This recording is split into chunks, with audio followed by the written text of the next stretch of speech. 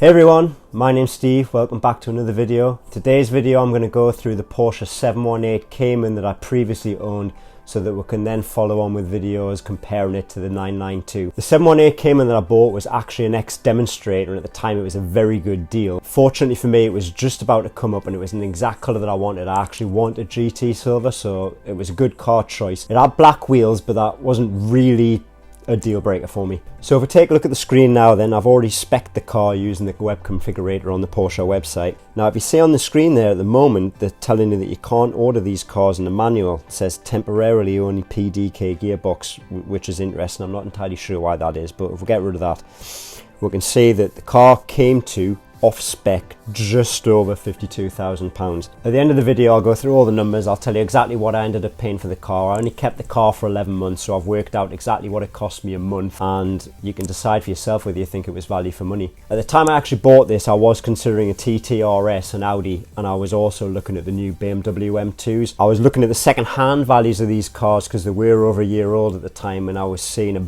big depreciation drop in them, so I went with this knowing that I probably wasn't going to lose as much as I did, and to be honest with you, at the end of the deal I didn't. So you'll see at the end of the video we'll look at the numbers. So if we come down to spec, the garage actually spec'd this car and it was being used as a demonstrator, so I didn't have any choice in what was on here, but this is exactly how they did it. So the car came with GT Silver Metallic, which is great, that was the colour I was after. It also came with the faux leather on the seats. Now if I blow this up we can go through and you can see it as we go.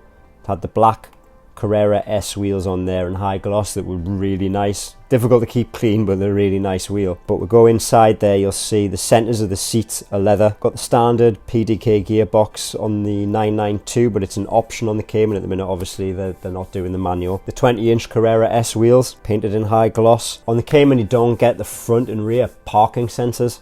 There's something that comes standard on the 992 that I've got on this car. You had to spec them extra. That was £623 extra. And then obviously again, even the garage spec the free footwell storage net. But there we go, so that came to 52,000. What I'll do is I'll bring it up one last time, we'll have another flick through. So there's a side view in there, all leather as you can see, but it was a nice spec. I really enjoyed that car. We'll go through it, what I actually paid. I'll run the numbers up here on the side. The original purchase price of $45,450. Now what I did was I negotiated the price to 45, and then I added the car tax on, which was 450 at the time. What we did was I went through a PCP finance on the deal. So we went with the deposit, which was 6,450, and then I had 4 years of payments at 48 months, which came out at £473. Final payment on there at the end of those 48 payments would be 25,009. Now I've rounded all of these numbers to the nearest pound.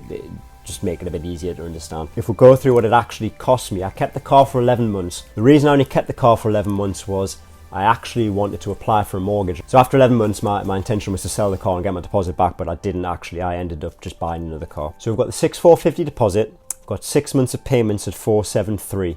473 times 6 comes to 2,838, and the entire cost of the payments plus the deposit was 9,288. So I never made the 7th payment. I actually cleared the finance on the car. So the final payment on the car to clear the finance deal was 37,885. Add all that together and the total cost to actually own the car once it was paid outright was £47,173. So I kept the car till about the end of May. I actually took it back to the Porsche dealer and asked them if they wanted to buy the car back, which they do. They bought the car back off me at £38,750. So if we take the 47,173 and we subtract the 38,750, we are left with a cost to me for 11 months of ownership of £8,423. If we divide that by 11 months, it comes to £766 a month. If you would like to know how much that cost me in miles, I actually did about 3,000 miles in the car before I gave it back. I just used it again as a daily commuter to work and a few odd trips up and down to different places.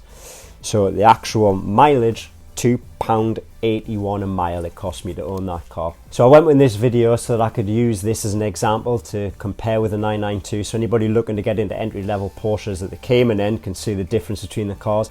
The car was brilliant, I can't fault it. It is a different driving experience, so if you're going to go and test drive any of them, maybe take each one out for a day and you'll see the difference. So again, if you like the video, if you want to see more, Please like and subscribe. I really appreciate it. It'll help me out a lot, and I look forward to seeing you again in the next video. Thanks so much. Bye bye.